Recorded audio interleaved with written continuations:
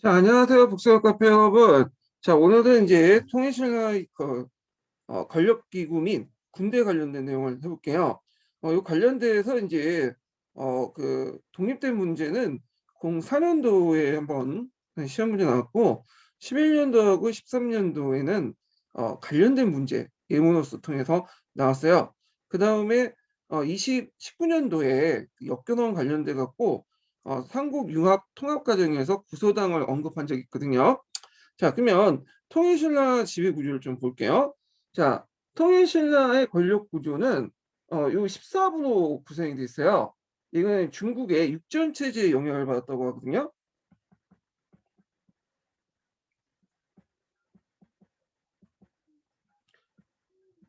자, 근데 중국의 육전 체제, 그러니까 이제 뭐 삼성육부라든지 종전의 뭐 주례 육전 체제에 영향을 받았다고 하지만 그 내용을 보시면 좀 많이 다르죠. 예, 그대로 받아들이는 건 아니고 그 통일신라 내부의 어떤 특성에 의해서 이렇게 이제 융통성 있게 받아들였다. 이렇게 이제 보시면 될 것 같아요.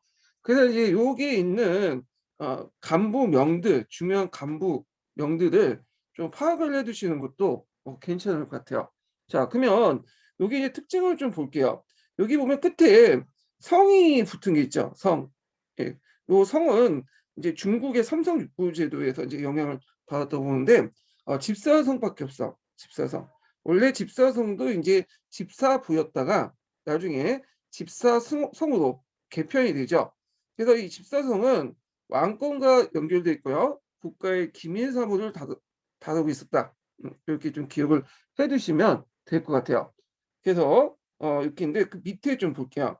자, 집사부 또는 집사성은 국가의 기밀 사무를 맡았던 만큼 왕이 이제 직접 지배를 받았고 하백 회의와 귀족 세력의 대표적인 상대 등과는 대립적 성격을 갖고 있었다.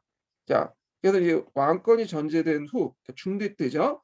그래서 상대적으로 집사부 권한이 강해졌고 그 반대로 상대부 권한은 약화됐다. 이렇게 이제 보시면 돼요. 그런데 이제 참고로 요거는 이제 중대에 관련된 내용이고 하대에 들어가면 이 집사부 그러니까 집사부죠. 집사성으로 이제 바뀌었죠. 예. 그래서 이제 장관이 시중인데 이 시중이 왕권의 어떤 대변자 역할을 하지 못해요. 이 시중이요. 이때는 오히려 진골 귀족들의 어떤 그 대, 대변자 그런 역할을 하기 때문에 하대에 들어가면 집사성 자체가 왕권과하고 연결되지 않아요. 이건 좀 뒤에 좀 얘기를 할게요. 자, 그 다음에 또 하나 이제 있는데 부족부자가 있어요. 부족부의 끝에 있는 병자, 병부, 예부, 청부 이렇게 하면 세 개의 부족부의 의미에 부자가 있죠. 자, 요 부는 대개 보면 진골 귀족들이 장악했던 곳이에요. 그래서 이제 얘네 예전에 이제 정통적인 어떤 관료 체제, 그러니까 진골 위주의 어떤 그런 관료 체제가 반영됐다. 이렇게 이제 보시면 될 것 같은데 여기 이제 병부는 군사를 담당하는 부서고요. 그 다음에 예부는 의뢰를 담당한 부서, 창부는 재정을 담당한 부서죠. 다 이제 병부나 창부 같은 것들은 되게 중요하죠. 이런 것들은 예전에 정통적으로 내려왔던 부족들의 어떤 담당 그 내용을 그대로 이제 계승을 했다. 이렇게 이제 보시면 될 것 같고, 이런 것들은 이제 지금 그 신라가 아직 골품제 사회를 크게 벗어나지 못했다. 이런 것들을 이제 보시면 반영되고 있죠. 자, 그 다음에 이제 여기 부가 있어. 나머지는 다 이제 간청부자죠. 간청부자. 자, 이 간청부자는 여기 보시면 관료기구야. 그러니까 이제 종전에 어떤 부족단위 어떤 과 연결되지 않는 순수한 관료기구로서 이제 그 부인데 그래서 이제 여기 보면 뭐 마부라든지 조부라든지 승부라든지 사정부, 성부, 그다음에 영객부 뭐 등등등 있죠. 이게 좀 눈여볼 게 뭐냐면 이 영객부예요, 영객부.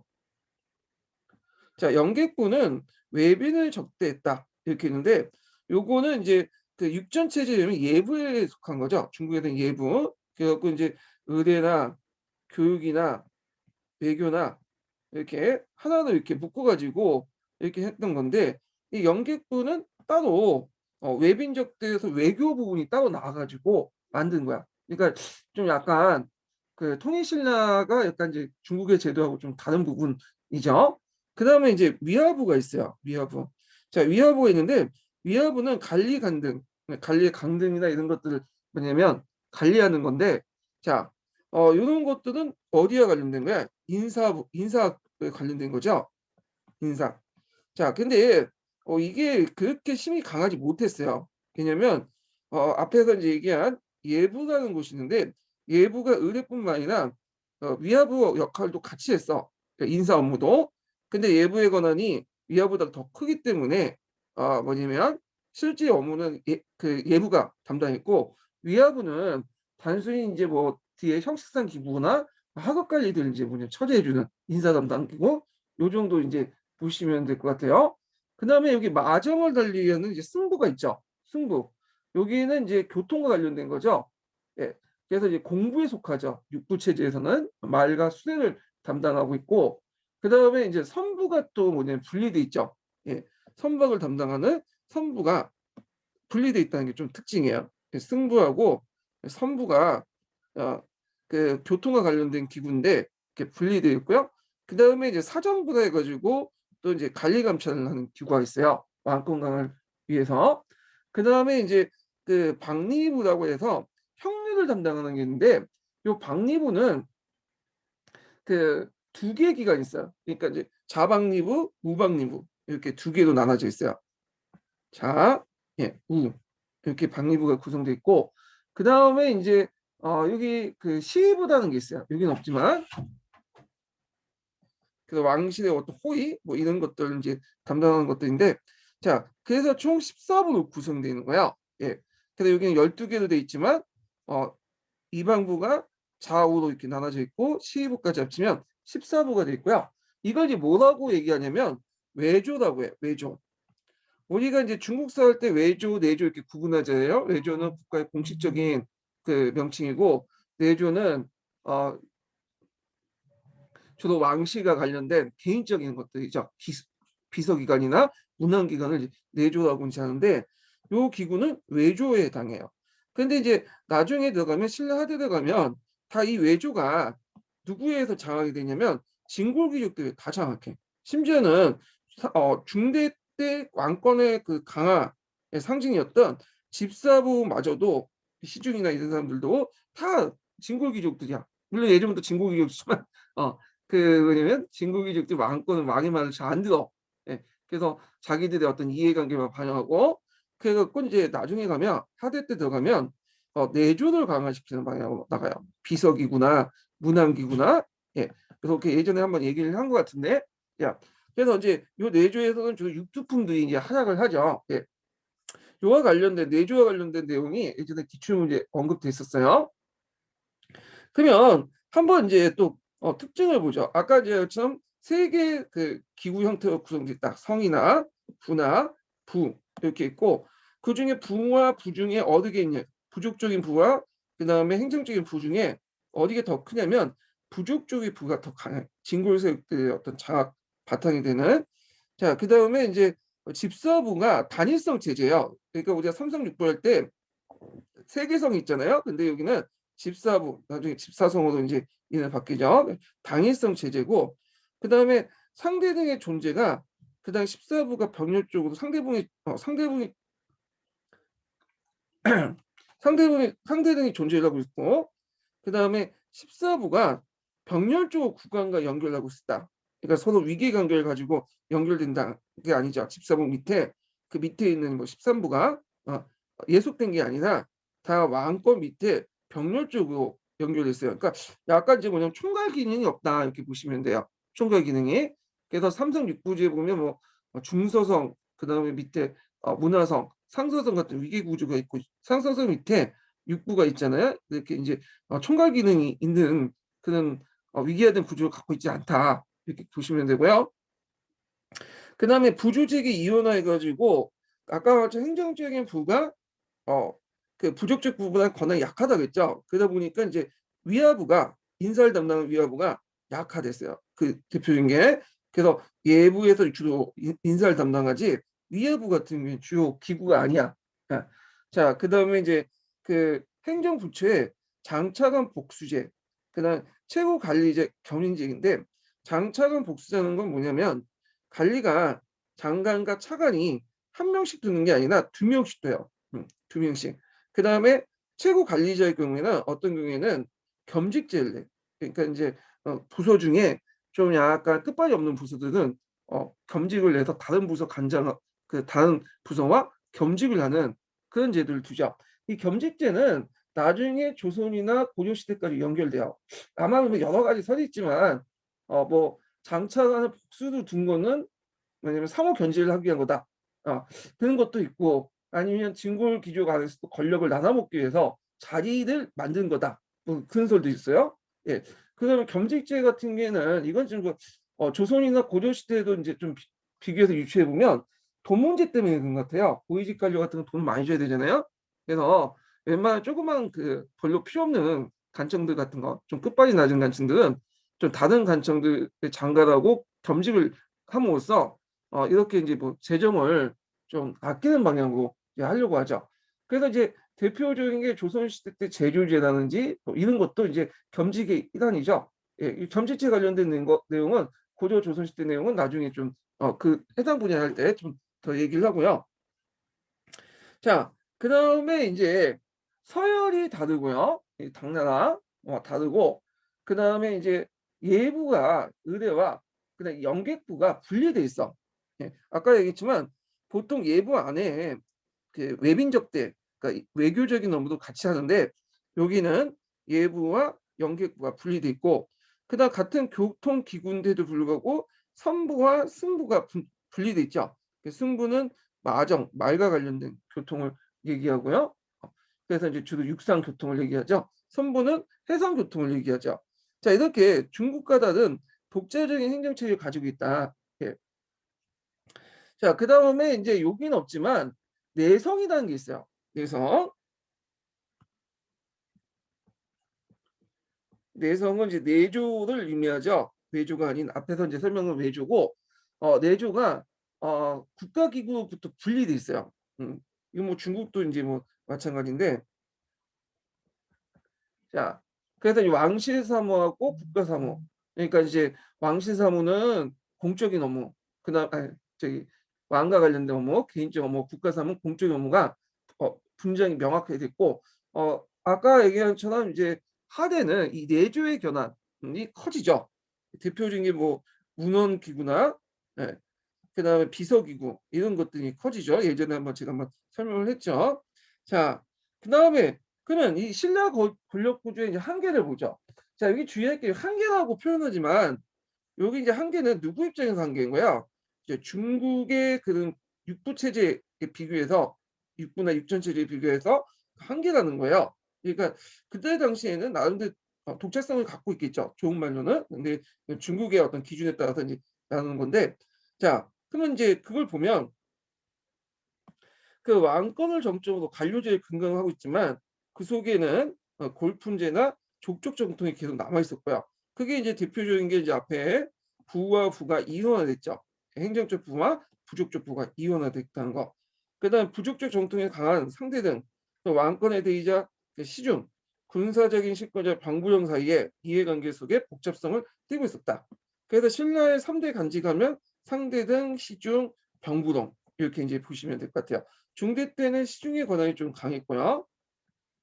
그다음에 상대 등은 하대 때 권한이 커졌죠. 심지어 하대에 들어가면 신라의 왕 중에 상당수가 상대등 출신이야. 그래서 이제 상대등 해먹다가 쿠데타 일으켜서 반란 일으켜갖고 전의 왕들을 이제 내몰고 자기가 왕이 되는 그 하극상도 하고 그래요. 자, 그 다음에 이제 당나라의 삼성육부제를 도입하려고 했지만 신라사의 미수성에 의해서 완전히 도입되지 못했다. 자, 여기서 신라사의 미수성이라는 표현은 이거는 이제 뭐 통론에 있으니까 그대 썼긴 썼는데 이거는 이제 당나라 입장에서 본 거고 신라 입장으로 볼 때는 미숙한 것보다는 약간 독자성, 독자적이다 이렇게 이제 보시면 되겠죠. 그럼 왜 이렇게 미숙성이든 독자성이든 이런 것들이 나왔냐? 골품제 때문에 그렇죠. 예, 삼성육부제 같은 경우에는 나름대로 관료적 시스템에 의해서 운영이 된 거지만 신라 사회 같은 경우에는 관료적 시스템을 완전히 받아들이기는 아직 그 골프제 신분 구조가 너무 견고했죠. 근데 이런 것들이 미수성이든 독자성이든 이런 것들이 이제 계속 나타났다. 네. 자, 그래서 이제 이렇게 했고 전반적으로 상대등과 병부 위주의 권력 구조가 지속이 됐다. 이렇게 보시면 될 것 같아요. 그 옆에는 이제 통일신라와 중국 제도를 비교를 해봤어요. 이렇게 이제 쭉 비교해갖고 위하부는 이부, 조부 창부는 호부, 예부는 예부, 병부 쭉 해갖고 이제 비교를 해봤고 신라 하대에 들어와서는 좀 바뀌어지는데 이제 왕권 강화를 위해서 집사성 대신에 집사성이 이제 진국이족들이 장악했다고 했죠. 국왕의 근시기구나 문안기구들이 왕권의 어떤 국왕의 비서실 기능을 강화하는데 그때 이제 그 개편을 했던 왕이 경문왕이에요. 경문왕. 진성여왕 있죠? 진성여왕 오빠죠. 오빠인데 그래서 이제 대표적인 근시기구가 중사성과 성교성이 있고요. 근시기구는 일종의 비서기구라고 보시면 돼요. 예, 문안기구는 서서원과 숙문대가 있어요. 예전에 한번 시험 문제 나왔던 게 공사년 기출문제 서서원에 대해서 물어봤어. 이 서서원은 중국의 한림원에서 기원을 했죠. 한림원, 우리나라 한림대 신라시대 때 이렇게 했다가 그다가 이제 서서원으로 이름은 변경이 되는 등 이렇게 했는데 이게 다시 이제 고려시대에 들어가면 한림원으로 이름이 바뀌어. 한림 기능이었다. 그래서 주로 그 국왕의 여러 교서나 이런 것들을 이제 작성하거나 이런 것들을 하는 것이 그런 기구였고 이런 기구들은 누가 이제 뭐냐면 많이 들어와서 했냐면 도당 유학생들이 이제 주로 했어요. 세치원도 이런 데서 일을 했죠. 도당 유학생들이 했다. 육두품 세력들이 주로 이제 많이 포진을 하고 있었다. 이렇게 이제 보시면 되고 자, 그 다음에 통일신라의 지방 조직을 볼게요. 지방 조직. 자, 통일 지방 조직은 딱 보면 여러분 알다시피 구주 오수경 제도죠. 신문왕 때 완비된 제도인데 이 제도가 갑자기 생긴 건 아니고요. 삼국시대부터 신라의 제도를 정비했다 이렇게 보시면 돼요. 그래서 그 구조라는 상이 큰 행정구역과 그 오소경을 뒀죠. 예전에는 삼소경 제도를 더 발전시킨 게 오소경 제도인데 자 구주 밑에 주군형 같은 걸 줬어요. 일단 촌을 줬다. 자 이때 촌이라는 것은 우리가 생각하는 일반 촌이 아니라 몇 개의 자연촌을 세네 개의 자연촌을 하나로 묶어서 통치했던 것이에요. 그래서 촌주를 매개로 통치했죠. 이때 촌주는 지방 유지, 나중에 호족들이 이제 된 사람들이 많죠. 이 사람들이. 자, 그 특징은 보면 자 인구나 그다음 정정, 정정이니까 이제 뭐냐면 토지하고 성인 남자들 기준에 따라서 지방 간제를 편제를 했고요. 참고로 그 고대 시대 때는 그 토지의 비학력이 떨어지기 때문에 비옥도가 떨어지고 생산력이 떨어지기 때문에 성인 남자가 되게 중요했어요. 우리가 남정네라고 하잖아요. 네, 정남. 성인 남자들 바탕으로 한 인두세가 제일 중요한 국가 세원이었어. 이거는 뭐 삼국시대도 그렇고 통일신라도 그렇고. 예. 그래서 토지의 비옥도가 올라온 고려 중기 때까지 인두세가 상당히 중요한 그 세원이었거든요.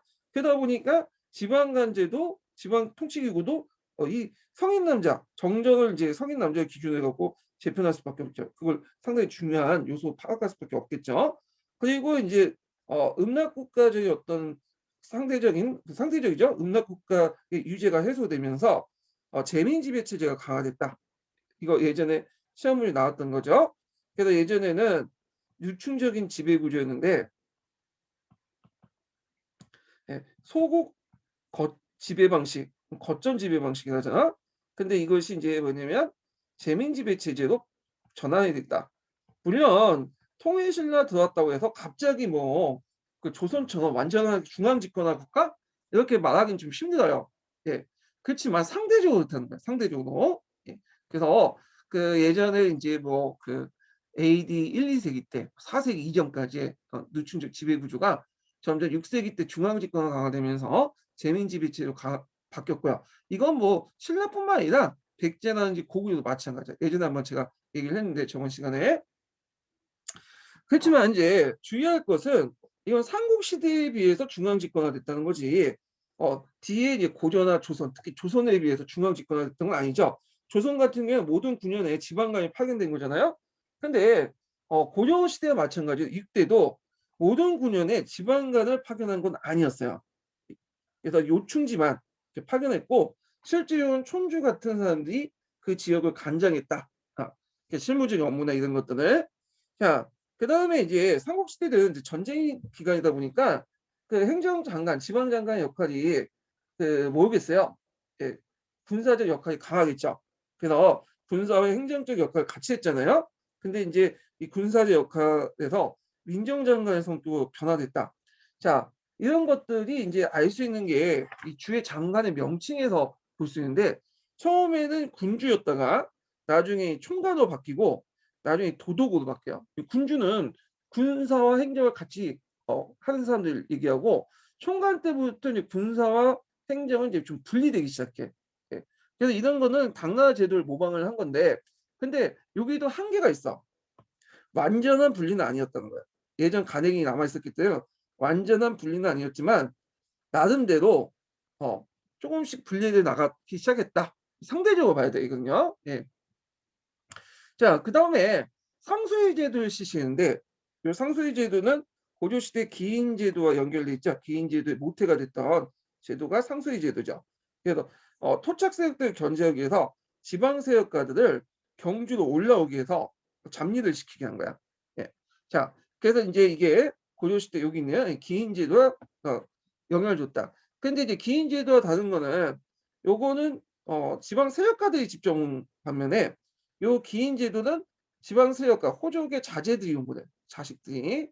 그래서 되게 이제 인질로 잡아두기 위해서 그런 거죠.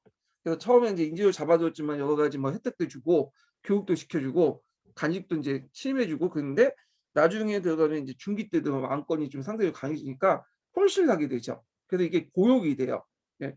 그래서 조선시대 항직으로 이제 그 바뀌게 되는데 요건 뒤에 좀 얘기를 할게요. 고려시대 관련돼서 할 때. 그다음에 이제 소경제도를 이제 실시했죠. 오소경제도. 그래서 이제 신라시대 때 삼소경제도가 있었는데 이걸 오소경제도 개편해요. 신문왕 때. 그래갖고 신문왕 때 서원소경 청주에 있는 거, 그다음에 남원소경 설치해서 오소경제도를 이제 완비했는데 이 오소경제도는 왜 이제 만들어졌냐? 예전에 한번 제가 얘기했죠. 원래 신문왕이 어디로 천도하려고 했어요? 달구별로 천도하려고 했어요. 달구별. 대구로. 근데 귀족들의 반발 때문에 이게 실패했죠. 그래서 어쩔 수 없이 그 대안으로 했던 것이 종교의 삼소경을 오소경 확대한 조치예요. 그래서 이제 오소경 내용을 보면 뭐 여기까지 써고 나오진 않을 것 같아요. 근데 일단은 좀 파악은 해두죠. 지도가 없지만 이제 지도 내용을 찾아가지고 파악해 두세요. 예전에 한국사 능력검증 시험에 이 오소경과 관련돼서 한번 시험 문제 나왔거든요. 위치도 정확히 파악을 해두시고요. 그래서 국원소경 이걸 이제 중원소경이라고 하죠. 예전에 이제 충주를 그 한반도에 딱 그 남쪽에 중간에 있다고 해서 중원이라고 불렸어요. 그래서 여기 그래서 중원 고구려 비문도 이제 충주에 있는 거죠. 자, 북원소경 원주가 있고 금강소경 김해가 있죠. 예. 여기에서 올 때 이제 나중에 이제 구야국을 금강가야로 부르게 되는 건데 요 금강가야로 불렸던 것이 이제 그때 가야 시대 때 불렸던 게 아니라 요 통일신라 시기 때 등장해서 부른 거예요. 금강 소경, 금강 지역 그 금강 소경 이름을 따서 그다음 서원 소경, 남원 소경 이런 것들을 설치했다. 그 목적이 뭐냐? 두 가지인데 금성이 한쪽으로 너무 치우쳐 있잖아요. 소백섬 이남 지역이니까 이걸 좀 보충하기 위해서 한 거고요. 두 번째로는 그 당시 백제와 고구려 유민들이 많았잖아. 그래서 지역에 각각에 이제 심어놓고 그 유민들을 통관하고 그 다음에 이제 백제나 고구려 지배층들을 랜덤으로 돌려요. 자기 근거지를 떠나게 해갖고 다른 데 살게. 그래서 이제 이들을 또 감시 견제하기 위해서 그렇게 했다. 그래서 지방 세력을 감시 견제하기 위해서 이런 조치를 취했다. 이렇게 좀 기억을 해주시면 될 것 같아요. 자, 그 다음에 이제 특수행정 조직이 있는데 항과 부국이 그 당시 있었어요. 우리가 이제 항소 부국하면 고려 시대만 있었던 걸로 이렇게 생각하지만 이게 신라 시대 때부터 있었어요. 항과 부국은 소는 나중에 이제 고려 시대 때 만들어진 거죠. 근데 이제 항과 부국은 두 가지 서 있어. 보통 고려 시대 때 이제 항과 항소 부국을 부국제로 통칭해서 이게 뭐라고 해요? 천민 집단이다. 아니다 또는 양이지만 천민 취급받았다. 요런 이제 두 가지 관점이 있잖아요. 자 근데 여기에서도 또 마찬가지로 여기는 부곡을 천인설로 보고 있고 또 양인설로 보고 있어요. 근데 대부분 다수설은 양인설이야. 그래서 예전에는 이제 천인설이 다수설이지만 요즘에는 이제 양인설로 보고 있어요. 그러니까 이제 우리가 생각하는 고려 시대 때 부곡하고는 좀 연결이 안 되는 그런 제도죠. 예. 그래서 이제 요런 것 좀 기억을 해 주시면 될 것 같고 그래서 이제 부곡 양인 부곡제 그러니까 인제 한과 부곡이 양인이 집단이다. 이렇게 보는 견해는 뭐냐면 이 그 한과 부곡은 주로 그 주나 소경, 분현보다 좀 약간 작은 지역에 설치됐던 행정단이다. 그래서 거기 살았다고 해서 천민이나 부자율민, 예속민이 아니라는 거죠. 그걸 이제 볼 수 있는 게 뭐냐면 고려와 달리 지방 간은 항령을 파견했고요. 항민도 중앙의 간등이나 간직을 소지하고 있었다. 근데 물론 이제 여기 중앙의 간등과 간직을 소지했다는 것은 아마 제 생각에는 이제 웨이 정도 보시면 될 것 같아요. 자, 그래서 인제 있고 그다음에 이제 항정을 수행하는 기구로 항사를 구성하고 있고 향의 촌주가 존재하고 있었다. 뭐 등등도 있는데 뭐 이거는 고려 시대에 또 이제 그 항서 부근에 촌주는 있고 거기에 항리들도 있었기 때문에 이건 좀 특이한 건 아니고 지방 간의 항력이 파견돼 있고 항민도 이제 중앙의 간직 그러니까 경위가 아니라 웨이 정도 이렇게 이제 보시면 될 것 같아요. 이런 것들을 이제 뭐 이제 했기 때문에 고려와 좀 다르다. 이렇게 이제 보고 있어요. 그래서 부국 양인설이 좀 다수설인 것 같아요. 예. 자, 그다음에 이제 군사 조직을 보죠. 자, 여기 통일신라 군사 조직은 어 단독 문제는 안 나왔지만 한 기출 문제에 다 두세 번 정도 언급됐었어. 이 대표적인 구사단과 십정이죠. 자, 중앙군은 이제 옥깁에 따라서 급의 옥깃에 따라서 색깔에 따라 부대 명칭이 정해졌죠. 그리고 이제 민족 융합적 차원에서 민족분류 구성이 돼 있어. 신라인, 말가리, 백진, 고구려인, 보독공인 이렇게 이제 있는데 고구려인하고 그 당시 보독공인은 거의 비슷하다고 보시면 돼요. 이게 보독공인이 고구려 유민지 출신을 이제 만들어진 거니까. 그래서 예전에 그 보독국민에 구성된 구서당 관련돼서 한번 시험 문제 나왔어요. 네. 그래서 이제 요거 좀 기억을 해 주시고요. 자, 이 구서당은 모병제에 의해서 조직됐고 신문왕 때 완성했다고 하죠. 왕경에 주둔됐고 북왕 직속의 특수부대야. 그래서 이제 아까 얘기한 고구려 백제 말갈 뭐 보독국 뭐 등등 해서 민족 융합적인 차원에서 만들었다. 그 삼한 일통사상의 바탕으로 만들었다. 이렇게 이제 기억을 해 주시면 될 것 같아요. 자, 그래서 이제 이런 내용도 있고 그다음에 지방구는 예전에 말한 것처럼 십정으로 구성돼 있죠. 그래서 각 주에 한정이 있고 다만 한주 요거는 이제 한산주죠. 자, 한산주는 지역 북방 지역이기 때문에 두 정이 이제 포함되어 있어요. 이 한산주 안에 예전에 폐강진 지역도 거기 들어가 있죠. 자, 그래서 이제 이런 내용들 기억을 해두시면 될 것 같아요. 그래서 주마다 한 개씩 배정돼 있었다. 예. 그리고 특수군도 있어요. 그래서 이제 만보당이라든지 뭐 오주서, 삼변수당, 국경지대 만들어진 그런 것도 있고 노당이라고 해갖고 이제 그 당시 나난 전쟁 때 노를 쓰는 그런 부대들이 있었어요. 당나라 기병을 격파시킨 그런 부대들도 있었다는 거 이렇게 보시면 되고요. 요게 좀 언급되지 않지만 외사정이 있었죠. 여기 외사정을 좀 언급했는데 외사정이 빠져 있네. 자, 외사정은 앞에서 좀 언급을 했지만 요 한자에서 볼 수 있듯이 사찰할 때 사찰이에요. 예, 요 사자가 그래서 주와 군의 감찰을 주로 이제 하기 위해서 임무를 수행하기 위해서 파견된 사람들이다. 감찰로. 그래서 중앙 집권적 어떤 성격이 강화된 그런 모습들을 보이고 있다. 이렇게 이제 보시면 될 것 같아요. 자, 그래서 이제 이렇게 해서 간략하게 그 통일신라 시대 때 지방행정 조직을 받고 요 위에 여기 있네요. 예, 위치. 여기 구조 오소경의 위치 좀 파악을 해 주시는 것도 좋을 것 같아요. 구조 오소경. 제 생각에는 이제 오소경에 관련돼서 한번 시험 문제에 나올 것 같기는 해요. 이런 것들이. 예. 그래서 이 푸셈에 보면 그 신푸셈 말고 구푸셈 보면 그 신라의 중앙 조직에 대해서 좀 많이 설명을 해 놨더라고요. 그래서 저는 고대사 부분은 뿌셈은 잘 안 보거든요 잘. 보더라도 그냥 무시하고 있는데 요거는 좀 나름대로 팩트를 바탕으로 쓴 것 같아. 그래서 한번 뿌셈의 2 권짜리 2권 있죠. 이건 한번 보세요. 이거는 나름대로 책 내용이 좀 약간 학교 통수하고 맞아떨어진 부분이 많아요. 그래 갖고 1 권은 모르겠는데 2 권은 그냥 참고용으로 볼 수 보는 것도 좋을 것 같아요. 예. 근데 뭐 시험 문제 나올 것 같진 않은데 거기에만 있는 그 내용이.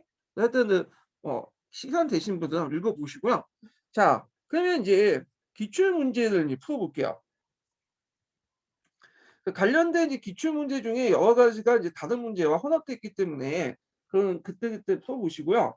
여기에서는 이제 관련된 문제 그 어 단독 문제와 관련돼서 여기 간직 지류와 관련돼서 한 부분만 풀어 볼게요.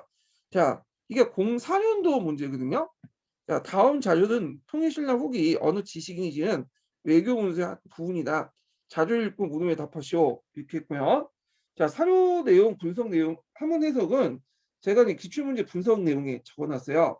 여기 보시면 이제 여기 71 페이지, 73 페이지는 기출문제 3 편에 있는 내용이고 요약편 35 페이지에 있던 내용이죠.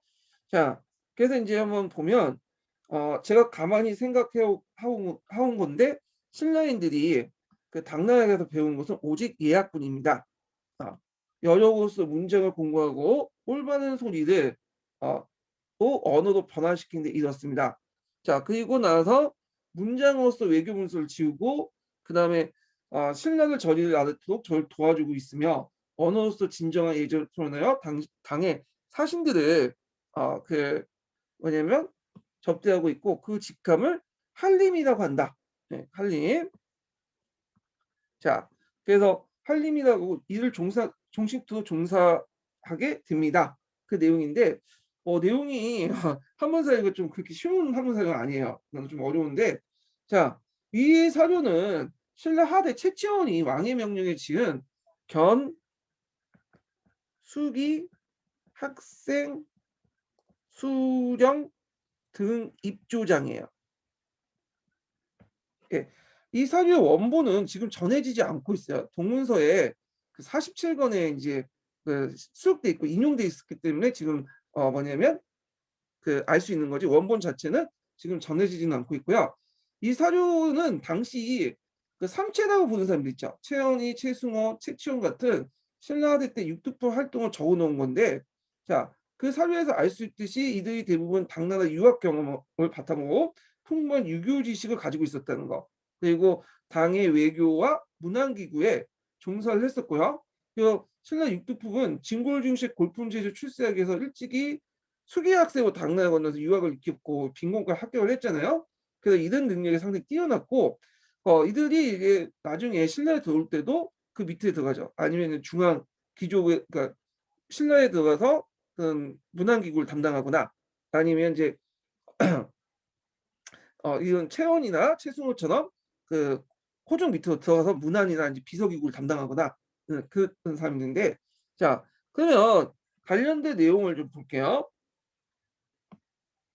여기에서 A의 움직임을 적극적으로 그 참여했던 그 신분층을 쓰고 그다음에 E에 참여한 이유를 20일 이내로 쓰시오.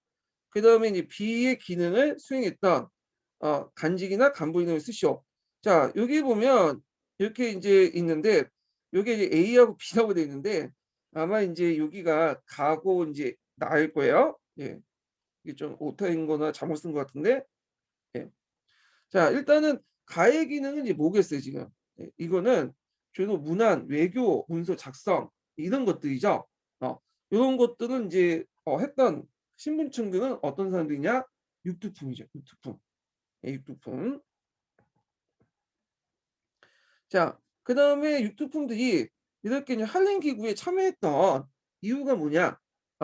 그래서 이건 뭐냐면 진골 위주의 골품제 한계를 학문적으로 극복하기 위해서 이렇게 쓰시면 되겠죠.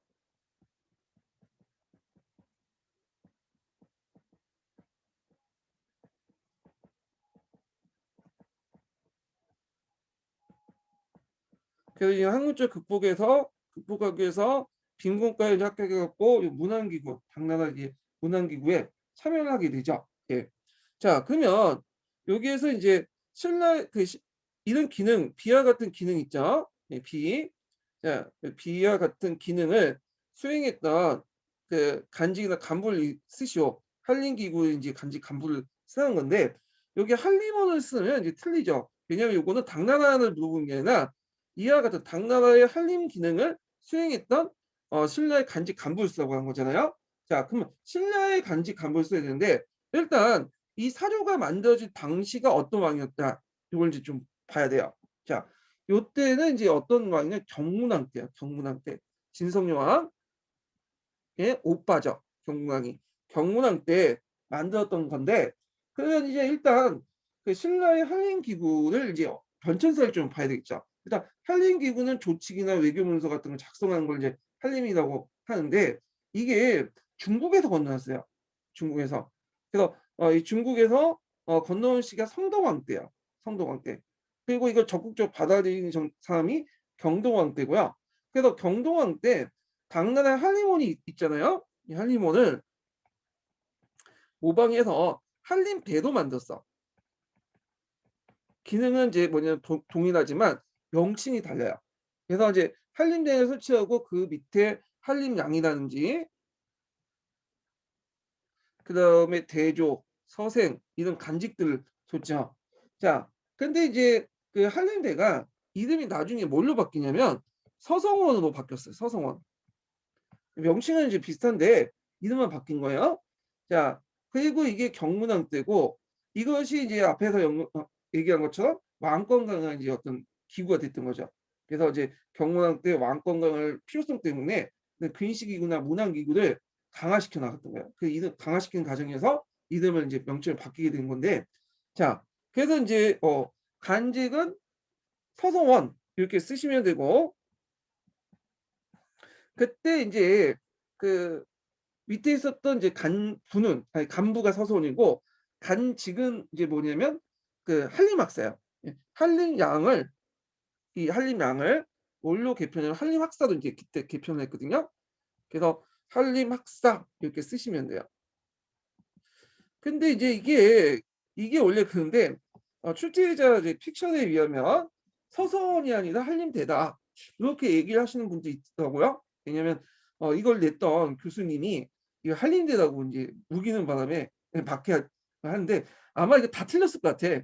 왜냐하면 이걸 한림원이든 한림대든 서성원이든 이거 그 한림기구라고 생각한 사람이 없었어요. 그 당시에는 그냥 이걸 뭐라고 생각했냐면 예부라든지 위화부라고 생각했어요. 왜냐면 육두품이 관리 간등이나 위화부가 영객부라고 생각했죠. 외빈적 때는 영객부에서 했잖아요. 네, 그래서 영객부라고 생각했어.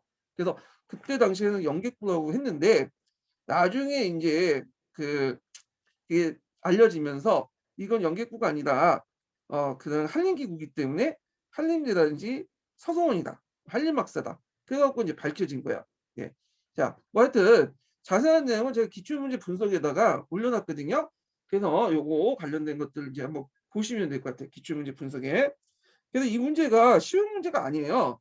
여기 신분층이나 참여 이유나 이런 것들은 좀 쉽지만 그 당시 그 한림원과 관련돼서 간직 간부서라 그거는 상당히 어려운 부분이에요. 그러니까 국평이 정도 봐야지 논문책 뒤져가지고 공부를 하셔야지만 알 수 있는 부분이에요. 네, 그런 것도 기억을 해두시고요. 참고로 이제 그 서성어는 나중에 고려 시대 때 다시 중국 간지의 명칭으로 한림으로 바뀌어요. 이게 성종 때인가 그럴 거예요 아마. 예. 자, 그래서 이렇게 해서 이제 그 이번 시간 끝났고요. 예, 다음 시간에 뵙겠습니다.